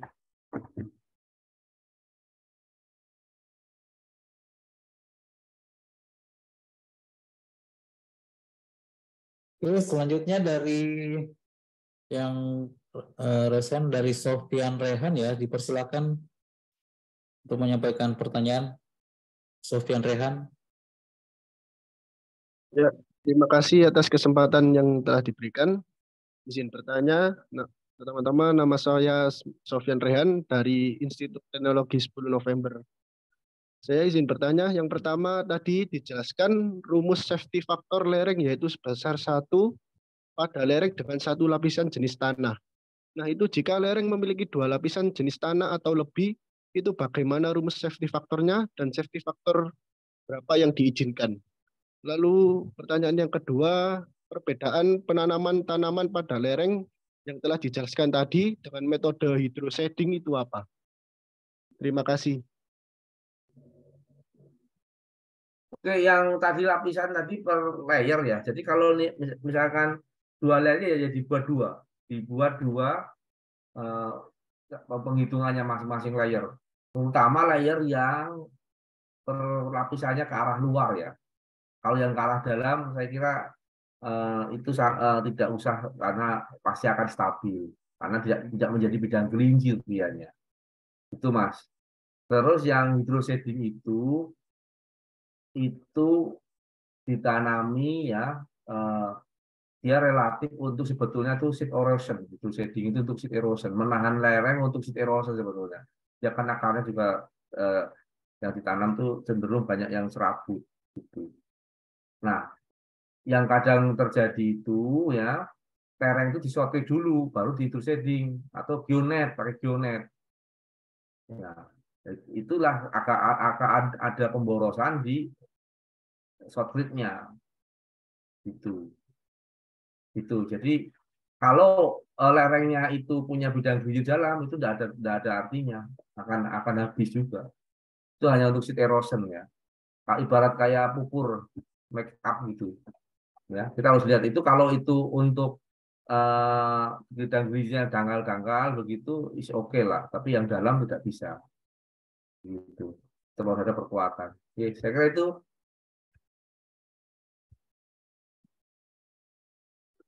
Berarti tidak semua lereng itu mesti dibeton Pak ya. Kalau memang bidang gelincirnya ke arah dalam berarti itu aman aja Pak ya, nggak mesti dibeton Pak ya, atau diperkuat lagi Pak ya. Ya. Jadi gini, kita harus tahu alamnya tuh seperti apa perilakunya, karakternya. Sehingga kita akan memilih infrastruktur penanganan yang adaptif ya. Penanganan yang adaptif itu pasti akan awet karena disesuaikan dengan karakter alamnya. Ya, kan tidak selalu mahal, ya. Yang mahal itu belum tentu adaptif, udah mahal rusak. Ya, itu. Jadi case by case dan itu nanti bisa dibuatkan alur pikirnya. Jika kayak komputer begitu, alur pikir kayak komputer. Nah, itulah namanya decision support system. Intelijen ya, intelijen sistem ya. Itu bisa. Nanti coba kita nganu pelan-pelan ya dengan banyak kejadian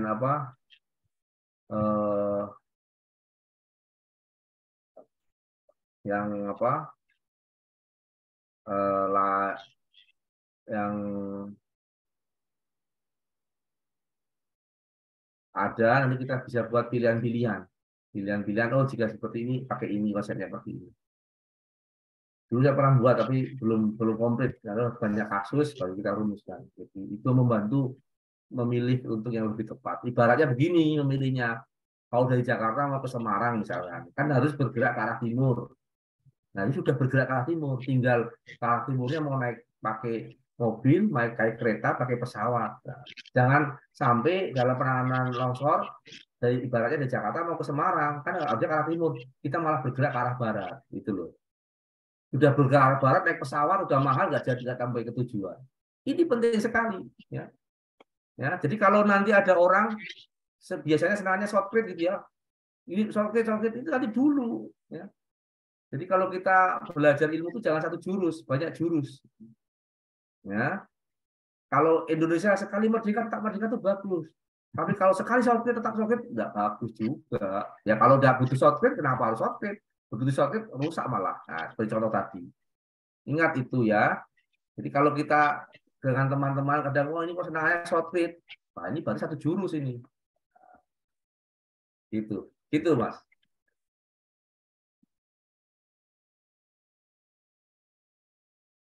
Ya, baik Pak, mungkin nanti akan ada SDA muda yang akan mengembangkan jurus-jurusnya Pak ya, menambah jurus. Nah selanjutnya Pak, ini dari yang resen ada lagi, masih ada Fadli Ahmad. Dipersilakan Fadli Ahmad.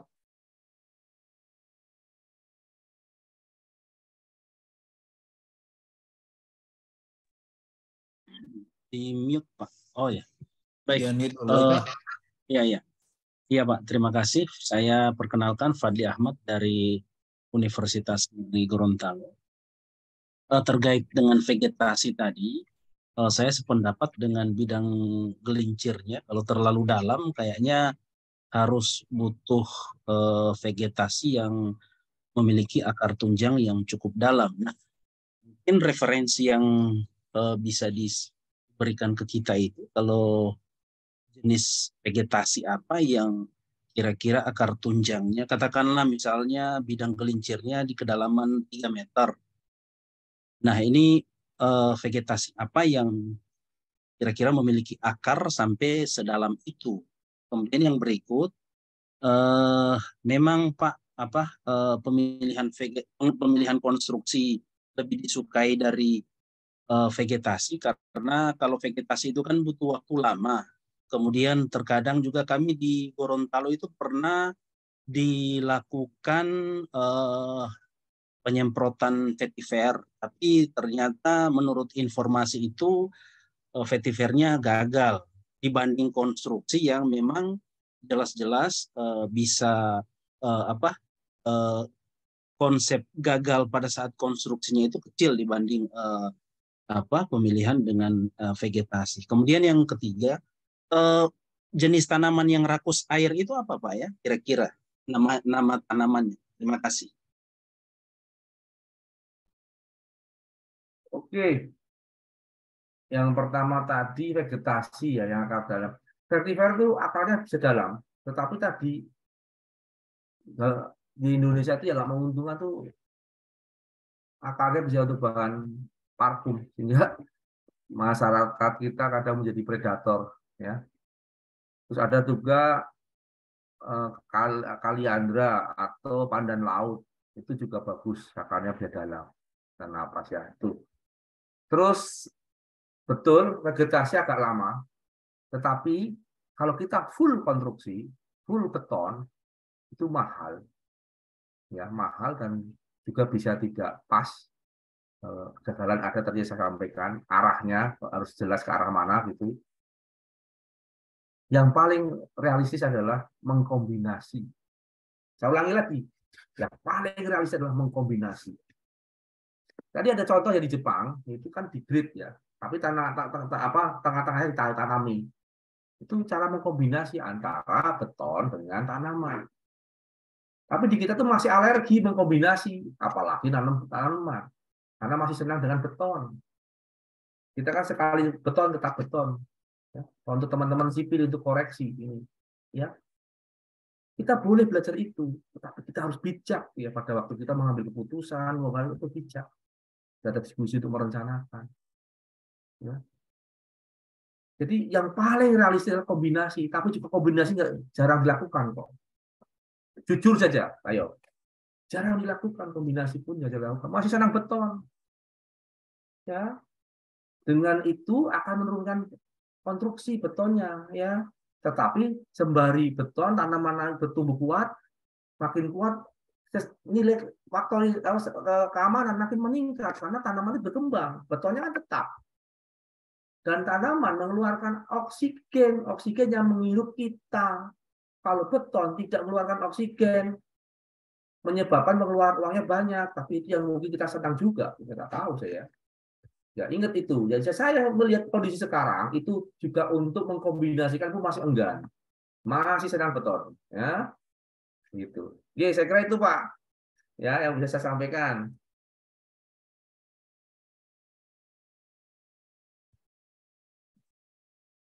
Baik Pak ya. Jadi diharapkan dari penanganannya tidak alergi terhadap penanganan vegetasi Pak ya. Kombinasi lah ya Pak ya, kombinasi antara beton dan vegetasi ya. Kita sudah kombinasi sudah bagus Pak, tapi itu pun belum dilakukan. Jujur aja. Apalagi full vegetasi, masih jauh. Ya kan? Ya. Mungkin karena vegetasi harus membutuhkan waktu yang lama Pak untuk recovery. Ya kalau kombinasi aja juga kombinasi kan juga nggak butuh waktu lama, tapi juga nggak mau ke sana. Nggak tahu ada apa di situ.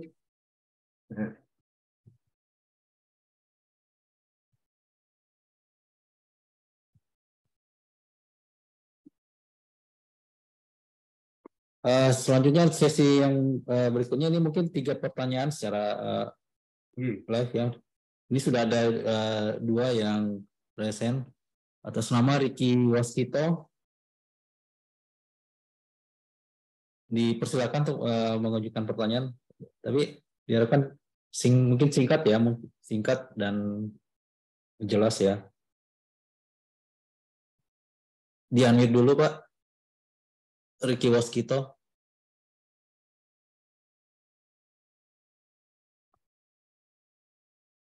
Di-unmute dulu Ricky, ya silakan.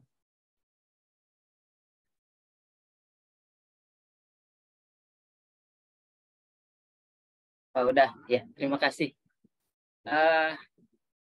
Terima kasih atas kesempatannya. Izin Pak, mungkin pertanyaan melebar sedikit. Kalau ada datanya, kami volunteer pemantau cuaca dan TMA sungai di Citarum Hulu, Pak. Kalau mungkin Pak Dwi Agus mengetahui, kami bisa mengakses data titik-titik segmen sungai di Citarum Hulu yang mana saja yang memang rawan untuk terjadi longsor gitu Pak. Jadi untuk bahan kesiapsiagaan kami dalam mewaspadai potensi longsor yang secara probabilistik dan histori pernah terjadi banjir bandang. Itu saja Pak, apakah di BBWS, terus kemudian mungkin kalau ada di instansi lain, mohon informasinya. Itu saja, terima kasih. Ya, makasih Mas.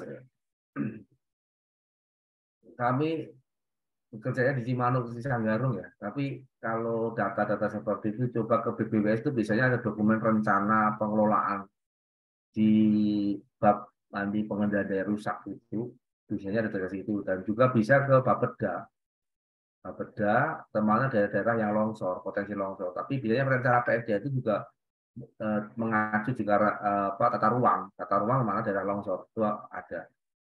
Tapi kalau Bapak ingin mau detailnya biasanya di Bapeda.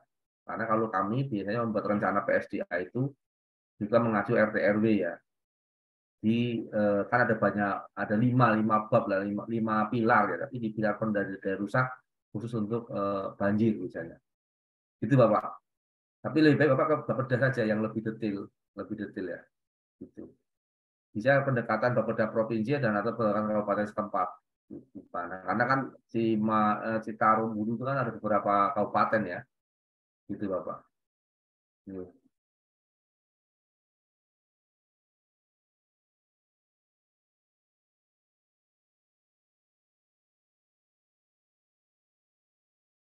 Nama Mufti. Atas nama Mufti silakan unmute untuk menyampaikan pertanyaan. Izin Pak Eliezer, tadi ada atas nama Bapak Rudi dan Ibu Dina tadi yang sebelumnya yang bertanya. Oh iya, silakan. Mungkin dari Pak Rudi ya Pak ya.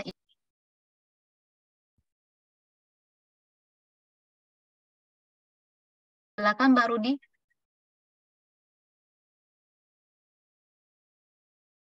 Pak Rudi, mohon maaf suaranya belum ada ya Pak ya.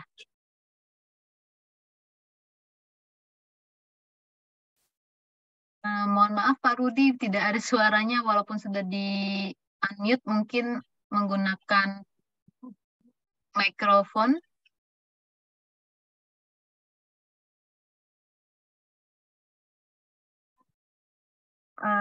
Tidak terdengar juga. Ngapunten Pak Eliezer, di Bapak ada suaranya nggak Pak? Atau mungkin dari saya tidak terdengar? Nggak ada juga, mungkin lanjut dulu ya. Iya, izin Bapak Rudi, mungkin masih ada kendala di mikrofonnya ya Pak ya. Mungkin bisa lanjut ke Ibu atau Bapak Dina. Dina kasih terus. Iya, terima kasih atas kesempatannya. Izin bertanya Bapak, kearifan lokal apa yang bisa dipakai saat ini dalam upaya memitigasi bahaya longsor? Pertanyaan kedua, sudah ada banyak peta bahaya longsor, namun tidak diindahkan masyarakat. Bentuk sosialisasi seperti apa yang harus dilakukan? Dan siapa yang bertanggung jawab untuk mengingatkan masyarakat? Terima kasih. Ya, kearifan lokal, ini ada yang menarik ya. Dulu waktu saya sebelum di Cimanuk sebagai kepala Bali juga dulu kepala dari Kabit ya, hampir 7 tahun di sana. Ada 3 kearifan lokal yang bagus ya, cuman yang saya dalami yang Tatar Sunda ini. Ada pepatah di Sunda itu ada 12 poin. Salah satunya mengenai kearifan longsor itu. Nah, di situ masih disebut bahwa tebing ditanami bambu. Tebing ditanami bambu itu kalimatnya seperti itu artinya. Nah, pada waktu itu, kenapa bambu direkomendasikan? Karena pada waktu itu hujan ekstrim, pemanasan global belum terjadi, alam masih baik saja. Dan bambu tanaman yang cepat tumbuh. Ya. Cepat tumbuh itu bambu. Nanti kondisi sekarang sudah tidak memungkinkan karena alamnya sudah rusak, terutama alam meteorologisnya ya. Hujan ekstrim sering terjadi. Dulu kan masih belum ada industrialisasi, ya atmosfer masih baik-baik saja, ya masih ada alamnya. Itulah menunjukkan bahwa bumi juga alam juga sudah berubah. Kearifan lokal itu menurut saya yang poin dari 12 poin itu yang sudah tidak berlaku untuk kondisi sekarang. Ya itu salah satu yang tadi saya sampaikan ya, harus menanami dengan tanaman-tanaman berakar tunggal, bukan bambu yang serabut, walaupun bambu cepat tumbuh. Walaupun di kearifan lokal itu ada, dan mendalami itu, jadi ada 12 poin itu. Salah satunya itu. Terus kalau sosialisasi yang bertanggung jawab ya kita semua sebetulnya ya, memberikan gambaran, terutama adalah BPBD Kabupaten itu menjadi ujung tombak untuk menyampaikan ke masyarakat bahwa ini daerah rawan longsor, mana zona merahnya, seperti itu. Saya kira itu yang tadi yang harus dilakukan lah. Bisa mungkin sesungguhnya ya. Saya pernah membuat di Bengawan Solo dulu peta sepadan sungai secara digital menurut Permen PU yang saya gunakan aturannya. Yang seharusnya dengan perda kan, tapi harus sepadan itu ditetapkan dengan perda, tetapi Permen PU mengeluarkan untuk petunjuk teknisnya bahwa sungai bertanggul sekian meter dari itulah. Kita membuat peta yang bisa diakses oleh siapapun pada waktu kita menyalakan Google Position itu, Google Map, ya posisi kita itu apakah kita berada di sepadan sungai atau tidak itu bisa kelihatan dengan aplikasi itu. Sama, itu juga bisa diterapkan di daerah rawan longsor.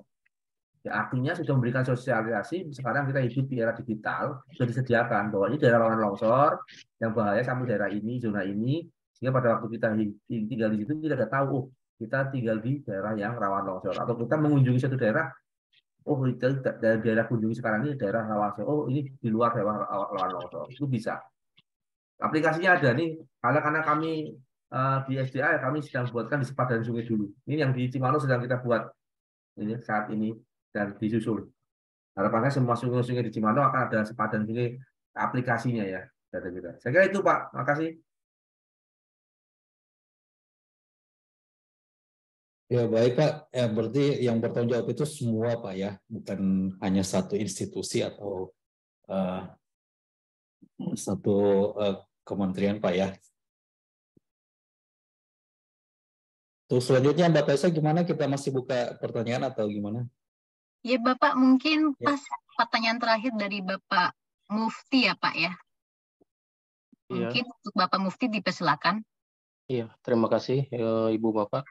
Izin Pak Agus Dwi, saya Mufti dari Cirebon, Swagati.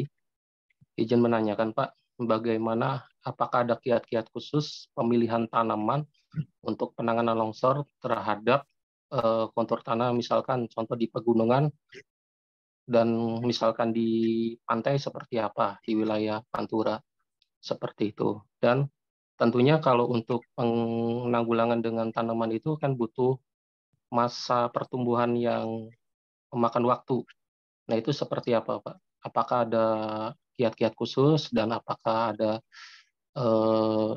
solusi untuk kombinasi dengan struktur beton antara tanaman dan beton itu, Pak? Terima kasih, Pak. Ya, terima kasih Pak Mufti. Jadi kalau pemilihan tanah, jenis tanamannya dulu, tadi ada 4 langkah tadi ya, yang saya sampaikan taktik pengawan. Kenapa saya namakan itu? Karena dulu saya bekerja di Bengawan Solo. Ya, itu cara menentukan tanamannya. Katalog tanamannya ada ini sedang kita buatkan. Sedang kita buat di BBWS Masanggarung. Nanti ada aplikasinya, jadi tinggal mengisikan. Kita mau menanam di ketinggian berapa dari muka laut, jenis tanahnya apa dominan pasir, apa dominan lumpur, lempung begitu. Terus nanti akar tunjang, yang akar tunjang akan keluar nama-nama itu. Ya, terus nanti yang direkomendasikan nggak tadi yang poin 4 yang terakhir ya, dipanen tanpa membunuh tanaman itu yang lebih penting. Itu ada Bapak. Nah, betul tanaman itu butuh waktu untuk tumbuh ya, sehingga yang realistis adalah dikombinasi dengan beton, dengan struktur beton, tapi tidak full beton. Ya. Kalau full beton mahal. Jadi yang sekarang realistis dilakukan adalah kombinasi. Saya ingatkan lagi kombinasi. Tapi kombinasi pun jarang kita lakukan. Kita masih dengan beton. Itu yang ada apa itu dengan beton gitu ya. Kalau dulu film kan ada apa dengan cinta gitu ya, ada film itu. Sekarang buat film ada apa dengan beton gitu. Itu penting sekali ya. Itu. Nah, itu yang realistis tadi. Nah, ada untuk tebing sungai misalkan ada teknologi namanya IPR, itu buatan teman-teman Balai Teknik Sungai di Solo. IPR itu blok-blok beton Pak, tapi seperti pot begitu.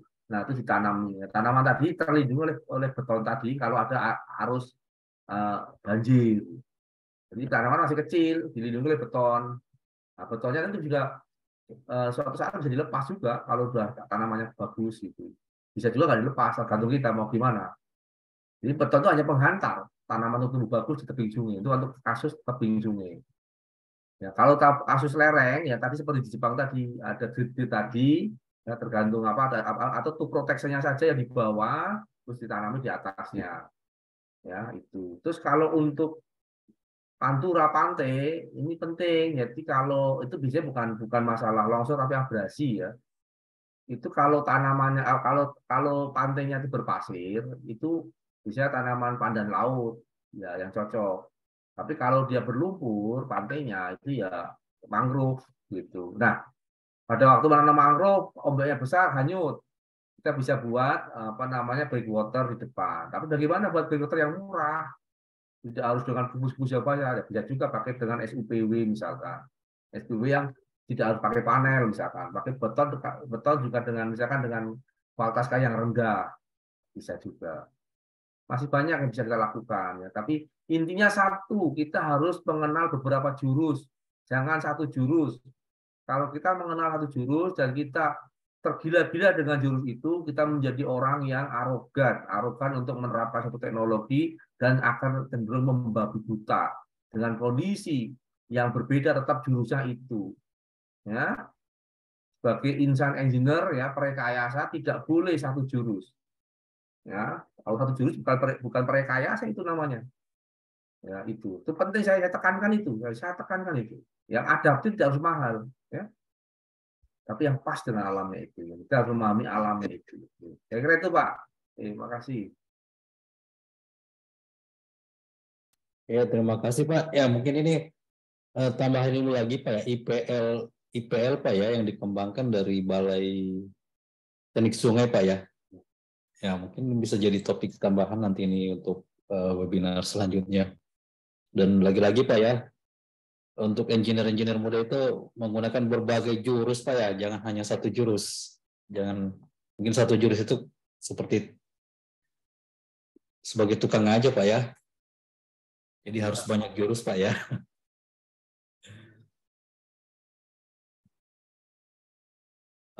Izin Mbak Tasya, kita sampai jam berapa ya diberi kesempatan untuk malam ini? Iya Pak, izin untuk malam ini kita Zoom sampai jam 9 malam waktu Indonesia Barat ya Pak. Mungkin kok di Palu sekitar jam 10 malam. Ya, apakah masih dibuka untuk pertanyaan berikutnya? Tapi sebelumnya kita ingin menyampaikan apresiasi ini untuk salah satu partisipan ya. Kalau lihat dari tampilannya nih, mungkin dari ruang perawatan atas nama Edi Sugiarto Mbak ya. Iya, itu Pak Edi sampai mengikuti Zoom sambil beli infus. Dari ruang perawatan ya. Iya, Pak Edi. Halo Pak Edi, lagi sakit ya Pak ya?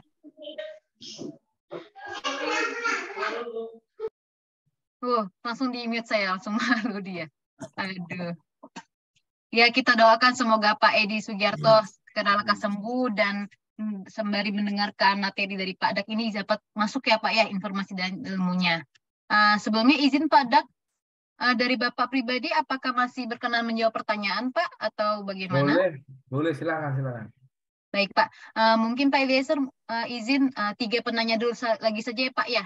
Nanti sambil melihat waktu. Sebelum ke penanya, mungkin saya mengajukan pertanyaan ini ya. Sebenarnya yang secara spesifik itu tanaman yang kategori rakus air dan akar tunggangnya dalam itu mungkin lebih spesifiknya nama tanamannya kira-kira apa Pak ya? Mungkin itu dulu Pak, nanti setelah ini saya buka. Yang pernah saya coba itu kaliandra Pak, itu cocok efektif untuk ditanam di batuan-batuan yang sifatnya plastis tadi, yang kalau kena air jadi bubur. Itu kaliandra itu cocok. Nah itu di Waduk Cipanas ya, ini sudah diterapkan. Makanya saya bisa ngomong shortcut itu per meter persegi itu 1.025.000. Kalau tanaman kaliandra cuma 26.000 per meter persegi. Jadi kaliandra ini ditanam dan memang butuh kuat setelah 2 tahun, Pak. 2 sampai 2,5. Nah, kalau kita buat bendungan itu kan ya nggak mungkin 2 tahun selesai kan? Betul nggak? Iya. Nah, sambil kita nanam itu, sambil kita ngerawat, karena kita juga ada pekerjaan di situ. Itu yang kemarin kita coba, ya, keterapan di sana. Ya, ternyata alhamdulillah bisa gitu. Ya memang 2,5 tahun lah kurang lebih itu baru kuat dia. Ya. Nah caranya karena ini kita ini kan kalau engineer kan merekayasa ya, tapi memelihara kita kan paling malas gitu ya. Kelemahan kita kan memelihara. Kalau bangun seneng ya. Kita kalau bangun seneng Pak. Kalau melihara sedikit ogah-ogahan gitu ya. Termasuk saya juga ogah-ogahan ya kan. Bagaimana nanamnya? Triknya nanam. Kalau kita malas nyiramin, tanamlah di awal musim hujan. Biar alam yang nyiramin, Pak. Di awal dia kritis. Nah, tanaman awal ditanam kan dia butuh air ya. Kalau kita nanam di awal musim hujan ya sudah biar alamnya yang menghujani gitu. Itu satu trik untuk orang yang malas gitu ya. Itu yang pertama. Cocok lah untuk kita. Saya juga cocok ya. Saya juga kalau untuk merawat juga gak malas gitu kalau ngomong ya. Yang kedua, tata cara menanam tanaman. Ini penting. Jadi kalau tanaman dari persemaian kita bawa ke lokasi, jangan langsung ditanam. 1 sampai 2 minggu itu didiamkan. Untuk dia beradaptasi dengan kondisi di lokasi. Jangan langsung ditaruh, besok ditanam. Waduh, dia stres dia. Ya, itu tanamannya begitu ya. Di persemaian harus dikasih 1 minggu sampai 2 minggu untuk Ditaruh saja untuk dia beradaptasi dengan cuaca, iklim yang lokasi setempat. Dan ingat, bibit masih kecil dengan tanaman yang besar itu pada waktu dipindah mau ditanam di lokasi yang lain yang dipindah ke lokasi ya makin tua tanaman itu ya makin tua tanaman itu tuh makin rentan resikonya mati Pak. Ibarat kita memindah orang tua dari rumahnya dia ajak ke luar kota dia pengen pulang.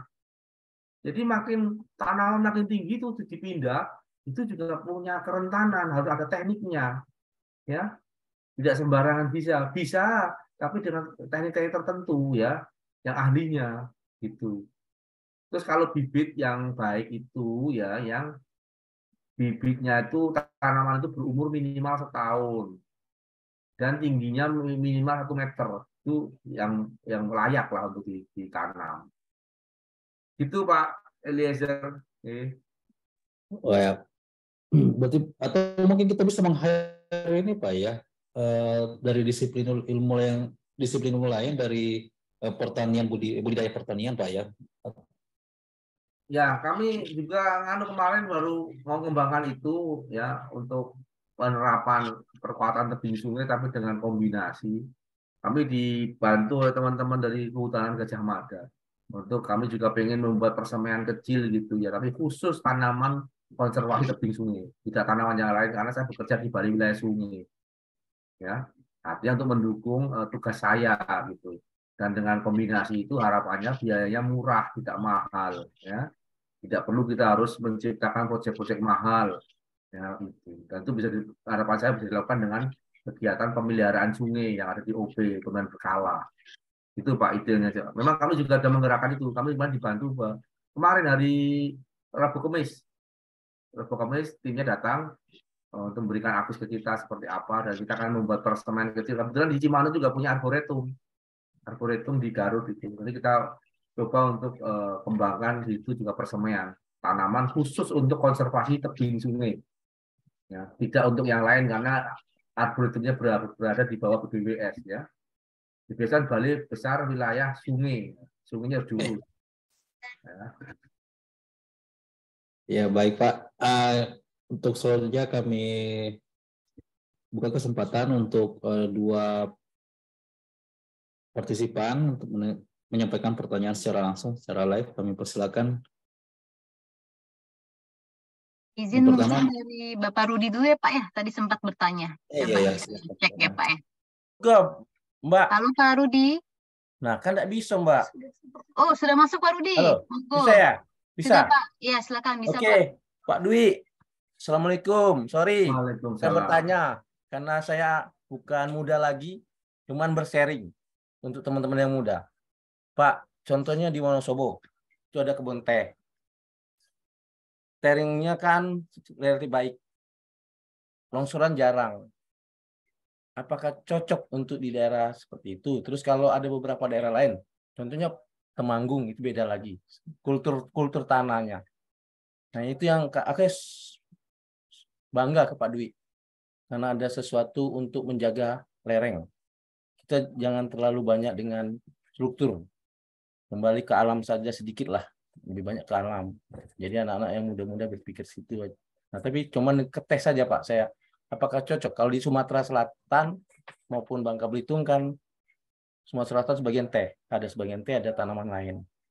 Itu yang kita harapan juga ke Pak Dwi juga. Ilmu yang akan datang ke anak-anak lebih tajam lah. Makasih Pak Dwi. Itu aja Pak Dwi. Assalamualaikum warahmatullahi wabarakatuh. Waalaikumsalam. Makasih Pak Rudi. Jadi untuk tanaman teh ya, kalau memang cocok daerah itu dan memang tidak ada event longsor atau ada pun event longsor sebetulnya kan pemicunya di hujan. Jadi mungkin kawasan teh itu sistem drainasenya yang harus ditata dulu karena kalau teh itu relatif tanamannya solusinya cukup agak tebal. Jadi kalau sekarang kondisi sekarang nggak longsor ya alhamdulillah. Tapi kalau ada event longsor itu mungkin sistem drainasenya di kawasan itu yang ditata. Saya kira itu Bapak. Terima kasih.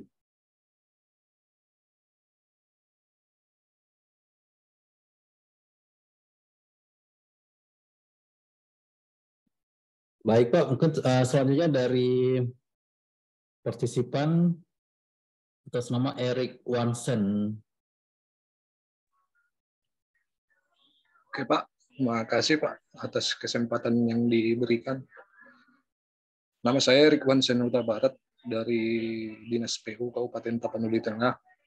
Yang ingin saya tanyakan Pak, bagaimana menentukan opsi penanganan yang cocok dalam suatu case longsoran? Pada umumnya kan Pak, di sini sering kita ngambil langsung penanganan bronjong, tembok penahan tanah atau TPT gitu Pak. Padahal kan Bapak selalu menekankan tadi kombinasi antara struktur dan alami gitu. Jadi mungkin kalau bisa Pak ada di-share pedoman teknis yang ada atau apa agar kita gampang memilih penanganan yang cocok gitu Pak. Itu aja Pak mungkin dari saya Pak. Terima kasih. Ya, makasih Pak Erik. Bahan sudah saya share ya ke grup ya, ke chat ya, sudah saya share.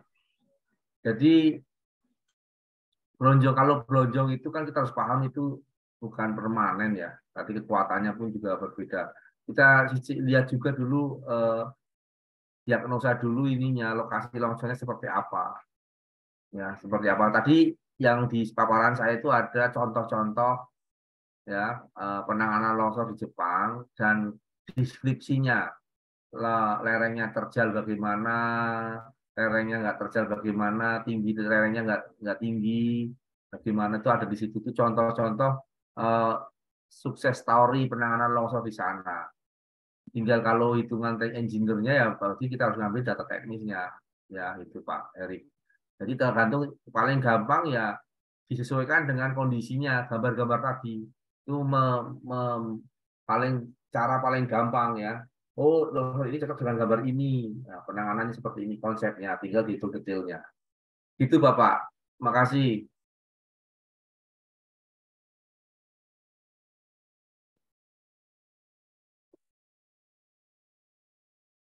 Baik Pak, mungkin izin Pak, untuk bahan materi ini diizinkan di-share Pak ya di grup, di chat ini Pak ya. Sudah saya share Pak. Iya, oke, makasih Pak. Selanjutnya, Mbak Tasya, apakah masih diizinkan untuk? Iya Pak, izin. Mungkin karena waktunya sudah mau mendekati habis ya Pak ya. Kita mungkin bisa langsung di penutupan, dan untuk pemenangnya nanti akan kami hubungi. Jadi kalau teman-teman pastikan mendaftarkan di link kemarin itu menggunakan nomor WA yang asli ya teman-teman, agar bisa dihubungi dan diberitahu bahwa kalian ada pemenangnya. Untuk partisipan yang lain, mohon maaf bila belum ada pertanyaan yang bisa dijawab. Mungkin di kesempatan berikutnya bisa bertemu lagi dengan Pak Dak ya Pak ya, biar bisa menjawab. Atau mungkin memang butuh tadi ya kata Pak Eliezer tentang kekuatan lereng sesi 2 sembari ngopi. Baik. Iya Bapak Ibu sekalian, hadirin sekalian, mungkin saya izin untuk menutup. Sebelumnya saya mengucapkan terima kasih banyak kepada Bapak Dwi dan Bapak Eliezer yang telah memberikan waktu untuk membagikan informasi, diskusi bersama kami semua mengenai mengenai pengendalian kestabilan lereng. Tidak terasa kita telah berada di penghujung acara. Saya selaku host mewakili teman-teman SDA Muda memohon maaf apabila masih terdapat kekurangan dalam penyelenggaraan webinar ini. Semoga kesempatan seperti ini akan terus ada dan berjalan agar kebermanfaatannya dapat dirasakan oleh kita semua, khususnya untuk masyarakat. Saya rasa saya rasa kurang ya Pak ya kalau tidak ada pantun di setiap webinar di PUPR ya Pak ya. Izinkan saya membacakan pantun. Awal bulan menunggu gajian, karena Nona sudah bertanya-tanya. Terima kasih hadirin sekalian. Sampai jumpa di kesempatan berikutnya. Wabillahi wa taufiq hidayah. Wassalamualaikum warahmatullahi wabarakatuh. Waalaikumsalam warahmatullahi wabarakatuh. Sebelumnya izin Bapak dan teman-teman, kita foto terlebih dahulu ya, agar lebih ciamik. Mungkin sebentar. Sambil di-share juga, nanti link absennya. Nah, iya. Teman-teman bisa mengisi link absen dan mendapatkan materi dari Bapak Dak di link yang telah dikirimkan oleh Mbak Siti. Dan untuk sesi foto akan dilakukan. Monitor Mbak Siti sudah bisa ya untuk di-screenshot ya? Oke, Mbak. Oke, baik. Untuk Mbak Siti, saya persilakan untuk mengarahkan pemotretan virtual ini. Monggo. Oke, kita mulai ya. 1, 2, 3. Sesi kedua. 1, 2, 3.